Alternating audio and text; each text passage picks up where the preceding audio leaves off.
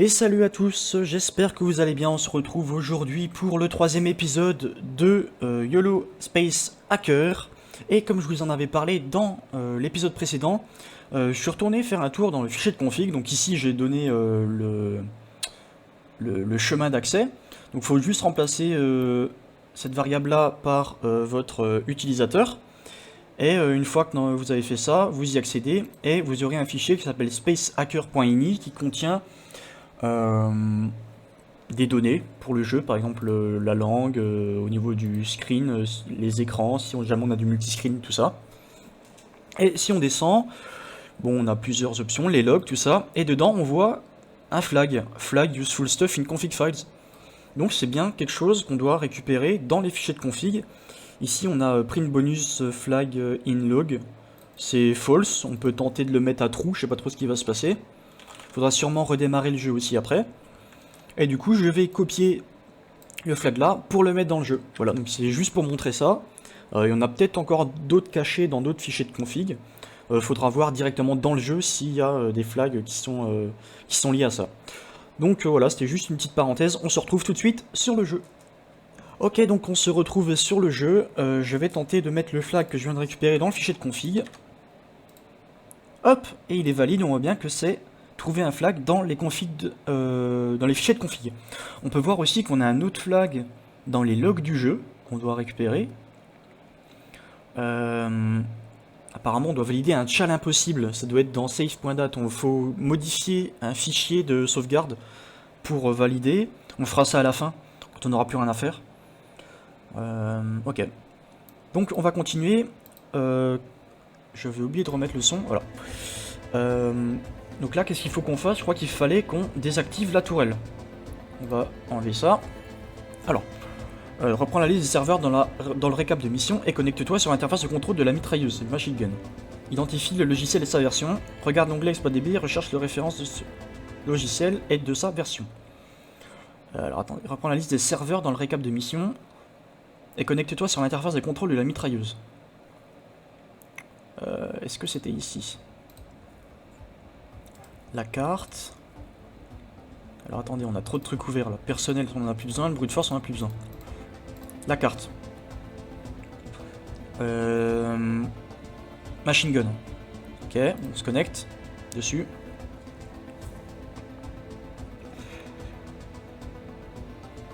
Donc ça charge. Alors, c'est un modèle HPD A2. Ok. Ensuite, il nous disait quoi? Identifie le logiciel et sa version, regarde l'onglet exploit.db et recherche la référence de ce logiciel et de sa version. Est-ce qu'on a une version de ça? Machine, c'est la 2.3.1. On va sur exploit.db. Ok, on n'a pas grand chose. Machine gun, control center 2.3.1. Est-ce qu'on en a d'autres? Non, on a que celle-là. Ok. Donc, apparemment, on a une LFI. Donc, la LFI, elle sera sûrement ici. Ok, exploit.db, on va dessus. On a le numéro de CVE, son statut, l'auteur et la date à laquelle a été soumise, 2028. Donc on est dans le futur. La redirection vers l'interface d'administration est faite par le paramètre page dans l'URL, qui est ici. Il est possible d'utiliser ce paramètre pour lire des fichiers sur serveur et d'exécuter les fichiers en PHP. Par exemple, on peut lister le fichier /etc/host. On peut tester avec, par exemple, le /etc/passwd. Comme on a vu, il est lisible par tout le monde. Donc, si on se rend ici, qu'on modifie, hop, et qu'on va lire le /etc/passwd sur le serveur, on y a accès. Donc on peut voir les utilisateurs qui sont dessus. On voit qu'on a un Gérard dessus, mais qui est en no login, ok. Ensuite, comprendre la faille. Quand une faille est trouvée, l'organisation Mitre Corporation lui donne une référence qui est appelée CVE. Encore une fois, je fais un coup de pub. Si vous voulez vous rendre sur mon blog, j'ai fait un article complet qui explique le score CVSS ainsi que ce qu'est une CVE, comment elle est calculée, tout ça. Donc allez y faire un tour si vous êtes intéressé. Donc là, on apprend que cette faille, la 124e de 2028, elle a été trouvée le 21 juin 2028 par Captain Yellow. C'est une faille de type LFI, donc Local File Inclusion, qui permet de lire ou exécuter les fichiers de serveur sans même avoir besoin de se loguer sur ce dernier. Donc par exemple, pour lire le fichier /etc/host, Dans cet exemple, la commande après le point d'interrogation permet d'afficher le contenu du fichier host rangé dans le répertoire /etc et ainsi d'obtenir la liste des machines connues par le serveur. Pour te connecter sur la tourelle, tu n'as pas besoin de tenir la liste des hôtes connus par le serveur, mais plutôt la liste des utilisateurs. Ok. Donc ça, la liste des utilisateurs, on l'a grâce à ça. On peut voir qu'il n'y a qu'un utilisateur qui a 1000 ou plus au niveau de l'ID. On a le root, bien évidemment, et les autres, c'est du système. La partie droite, ok. Tu vas remplacer par le nom du fichier qui contient les utilisateurs et qui sera chargé à sa place si le serveur ne fait pas de vérification. Quelques lignes plus bas, tu as le lien vers le Hackers Guide qui explique le contenu de ce fichier. Donc, ok.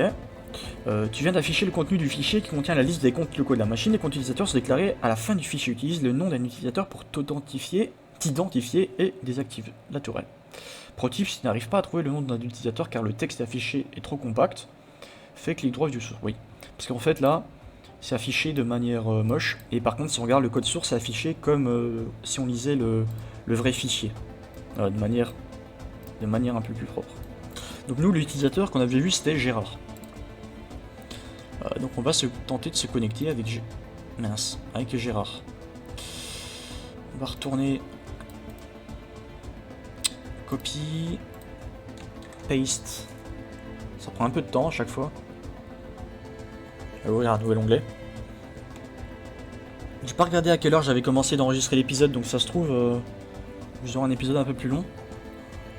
Allô? Yes. Ah, mais je suis bête, j'ai ouvert un nouvel onglet, mais il n'y a pas besoin de charger en fait. C'est là-haut qu'on doit ajouter le truc. Ok. My bad. Admin. Gérard. Login. Ok, donc là on est connecté en tant que Gérard. Et là on peut shutdown. Alors on peut system check. Ça récupère les données. Ok.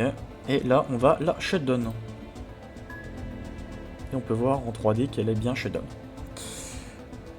Ok. Je lis un peu lent mais propre. Pas de quoi, c'est avec plaisir. La faille utilisée ici est une LFI, une Local File Inclusion, ou inclusion de fichiers locaux en français. Une LFI est une faille extrêmement simple et puissante. Elle te permet de lire les fichiers de config et d'application dont tu connais l'emplacement. Avec les fichiers de config, tu récupères souvent des identifiants et des mots de passe de base de données. Tu peux aussi trouver l'emplacement des fichiers de log où sont enregistrées toutes les requêtes. Tu peux injecter des commandes dans ces logs, les faire exécuter par un LFI et ouvrir un shell sur le serveur. On verra ça un peu plus tard.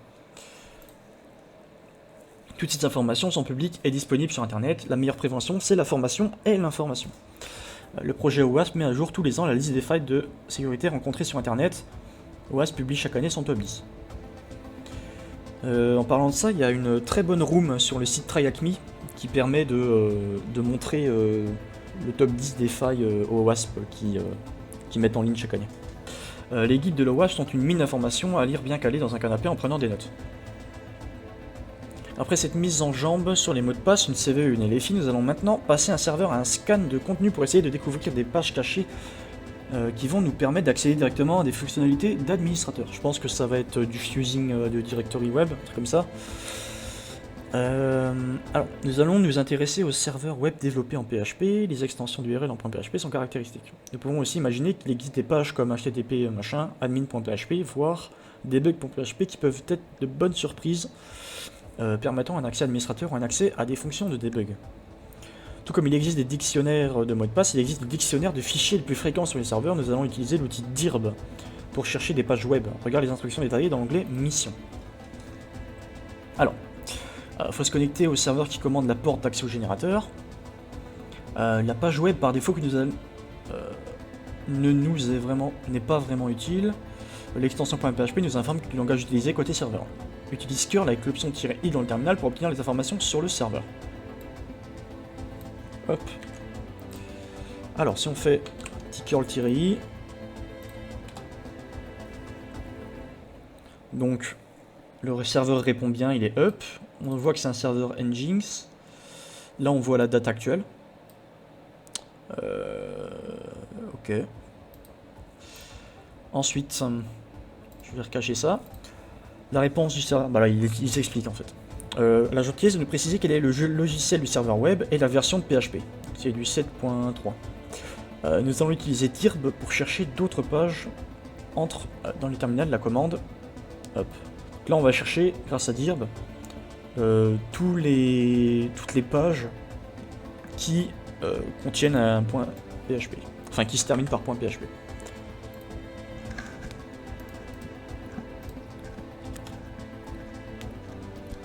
On lance. Et on va voir qu'il va tester plein de pages différentes avec un point PHP à la fin. En attendant, Dirb utilise une liste de fichiers fréquemment présents sur les serveurs. Il va tenter d'accéder un par un aux fichiers contenus dans sa liste en cherchant une extension .php. Il va afficher les fichiers qu'il a trouvés. Donc là, il nous montre déjà les fichiers qu'il a trouvés. On va attendre qu'ils se fassent. Là, il est en train de tester 4612 fichiers. Il ne reste plus qu'à tenter.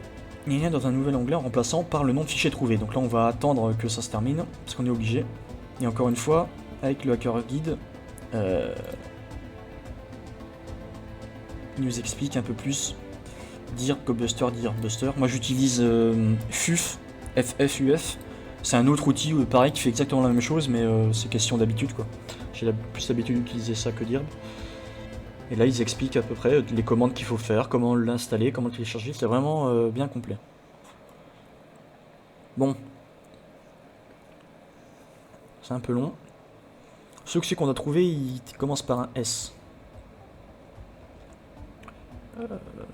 Yes.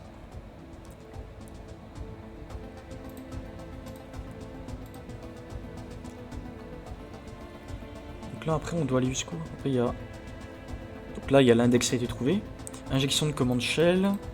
Modifier un cookie encodé. Ouvrir la porte avec une SQLI. Désactiver. Reverse shell. Backdoor. Ok. On a encore pas mal de trucs à faire. Allez, on arrive bientôt au S. OPQ. RS.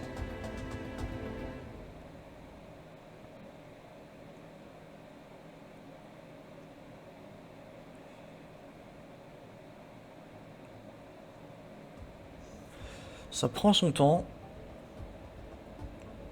Allez, on y arrive. Ok, security.php, il l'a trouvé.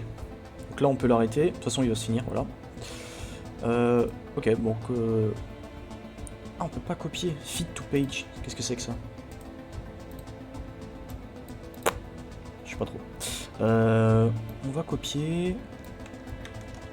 On peut pas CTRL-C, est-ce qu'on peut copier? Ouais, il faut sélectionner pour copier. Hop, et on va le mettre là-dedans. On va y accéder. On va cacher ça. Ok. Du coup, on ouvre la porte. Connaître la techno du serveur web, ici PHP, permet de chercher les bonnes extensions. On recherche systématiquement HTML, HTML, TXT, CFG, conf. Si le site est de type WordPress ou Joomla, Tomcat, on gagne du temps en cherchant les bons fichiers. Avis aux administrateurs, les fichiers debug.php ou mot de passe.txt ont leur place sur une plateforme de développement mais pas sur un serveur de production relié à Internet. Attention, réfléchis avant de faire n'importe quoi. Dans de nombreux pays, le simple fait de scanner un serveur sans l'accord express de son propriétaire est une infraction à la loi et est passible d'amende, voire de prison. Ça, c'est pas mal aussi qu'ils fassent de la prévention comme ça. Vérifie bien les adresses que tu scannes. Ici, nous avons l'accord écrit du client pour scanner la plage d'adresses. Toutes les adresses que tu entres doivent commencer par 10. Si quelqu'un vous dit que vous avez le droit de scanner ou d'hacker son serveur, ça fonctionne pas comme ça, il faut vraiment que vous ayez un accord écrit et signé de la personne, pour que ça ait une valeur juridique. Merci du rappel. De plus, scanner un serveur va remplir les fichiers de log du serveur. 1. Nous laissons les traces sur nos scans. 2. Les logs récents écrasant les logs les plus anciens, nous effaçons peut-être les traces de tentatives d'intrusion antérieures. C'est ok pour cette fois, mais à pratiquer en ayant conscience des limites de l'exercice. C'est noté. Pour conclure, as-tu regardé ligne par ligne le contenu du dictionnaire de fichiers que tu as injecté dans les requêtes DIRP? Certaines listes trouvées sur internet peuvent contenir des virus ou des contenus qui font crasher soit le serveur, soit l'outil de collecte des logs. On ne sait jamais ce que l'on récupère, il faut donc toujours tout vérifier. Bien sûr, nous avons utilisé une source fiable, le dictionnaire officiel de Dirb. Nous ne sommes pas des amateurs. Alors, voici donc le générateur que nous devons remettre en marche. Je reconnais le modèle, il souffre d'une faille de type injection de commande. Les données entrées par l'utilisateur sont utilisées par le serveur web comme des paramètres pour exécuter des commandes. Par exemple, envoyer un email, créer un répertoire à votre nom ou afficher le contenu d'un fichier. Hop, l'idée ici est d'intégrer des commandes shell dans les données saisies par l'utilisateur pour les exécuter en plus de ce qui était prévu. Par exemple, un script prend en paramètre le nom d'un fichier affiché et fait un cat dessus. Que se passe-t-il si je donne sauvegarde point virgule cat comme nom de fichier? Le serveur va exécuter cat point virgule et après cat /etc/passwd. Il va bien afficher le contenu fichier sauvegarde, mais en plus il va exécuter ma commande et afficher le fichier /etc/passwd. Cool, non? Nous allons utiliser une injection de commande sur le serveur. Consulte le détail de ta mission dans Mission. Alors, connecte-toi au générateur. Il est possible de sortir le générateur du mode hibernation à condition de connaître le code, mais tu ne le connais pas encore. La fonction self-diagnostic te permet de lancer des commandes. Saisis 1 et presse check pour lancer sanity check. Le serveur va exécuter la commande shell autodiag.sh1. Il est possible de modifier la valeur avant qu'elle ne soit envoyée au serveur. Ajoute un point virgule, puis la commande ls. Un fichier. Alors attendez, c'est où? C'est là? Je sais pas ce que ça fait quand on clique dessus en fait. J'ai pas l'impression que ça fasse grand chose, ça doit rouvrir ça, mais. Connecte-toi au générateur. Ah, mais on a des flags! Mince! Se trouve, on avait des flags ailleurs, je les ai pas rentrés, je les ai zappés peut-être. Ah, là, pour la LFI. Mince. Est-ce que contrôle m'acheter ça fonctionne? On peut pas rouvrir Web History. Notre LFI. Ouais. On va retourner là-dessus. J'ai oublié le flag. C'était Gérard.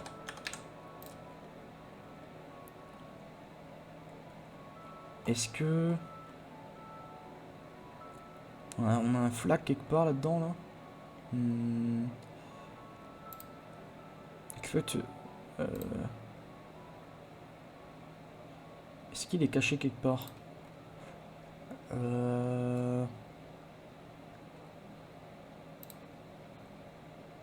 Shutdown. Ah, il est là le flag. D'accord, je suis bileux. Très bien. Flag, hop. Nickel. J'ai récupéré 20% des flags. Spot, ok.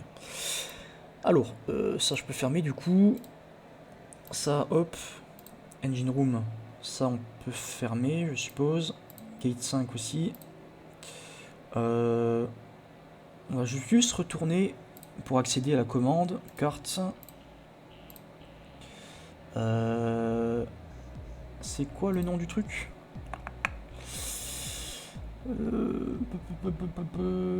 Générateur. Non, c'est pas ça. Si, c'est un générateur. Générateur.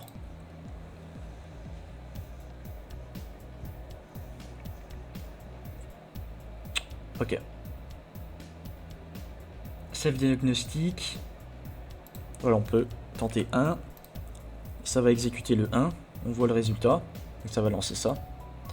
Et si derrière nous, par exemple, on met 1.id, ça va exécuter le script ./autodiag.sh1 plus notre point virgule qui permet d'arrêter une commande et d'en écrire une autre.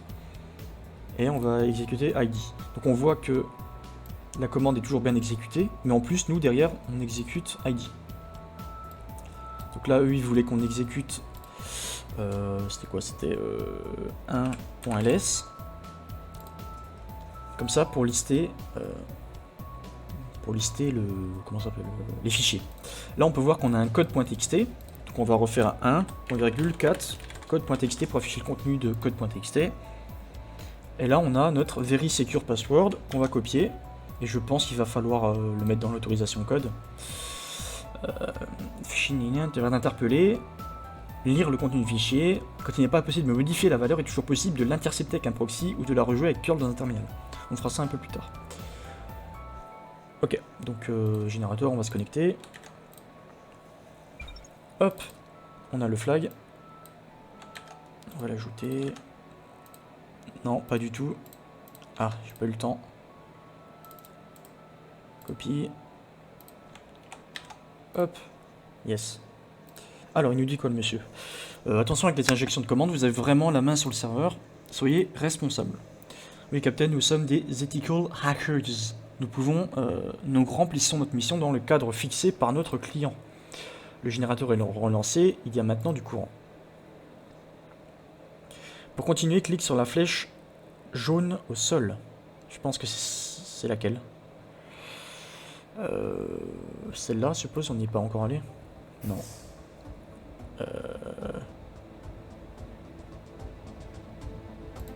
Non, c'est pas du tout celle-là.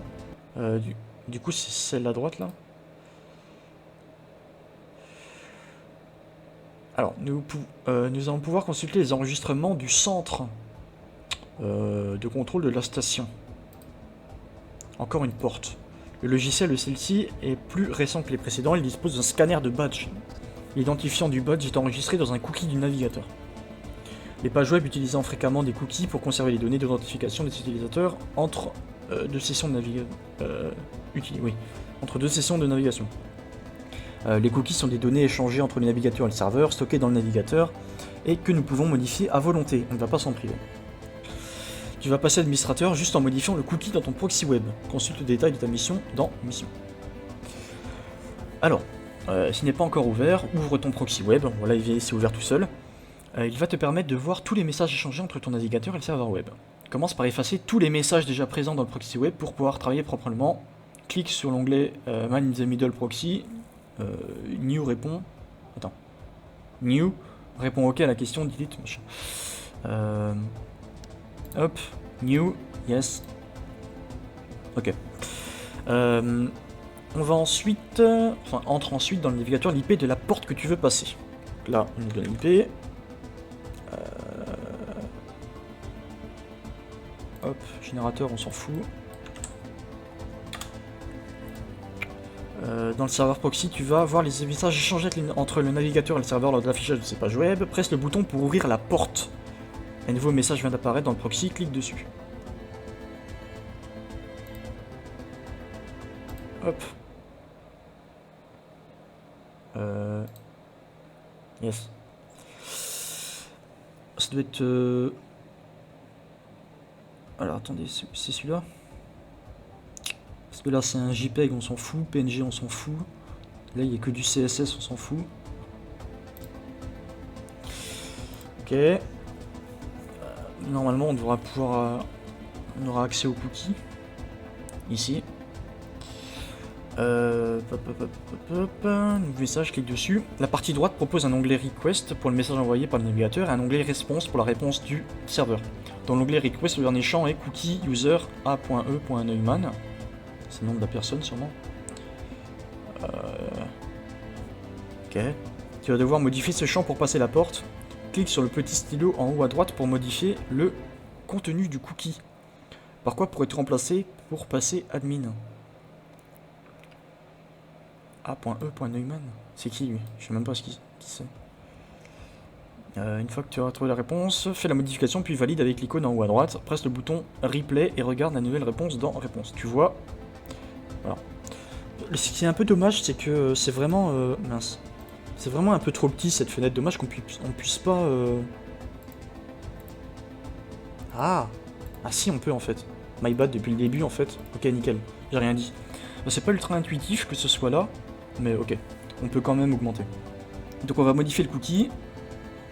Et on va mettre user égale admin, je suppose. Allô? User est égal à admin. On va valider. Et on va relancer replay. Et ici, quand on voit normalement la réponse, on voit le code source de la page qui a été renvoyée et on a un accès granted. On a aussi notre flag qu'on va s'empresser d'ajouter, qu'on a validé. Bravo, tu vois là maintenant dans le centre de contrôle. Ok, bah je pense qu'on va s'arrêter là pour cet épisode. J'espère qu'il vous aura plu. On se retrouve la prochaine fois pour la suite des épisodes. Je vous dis à la prochaine et bye.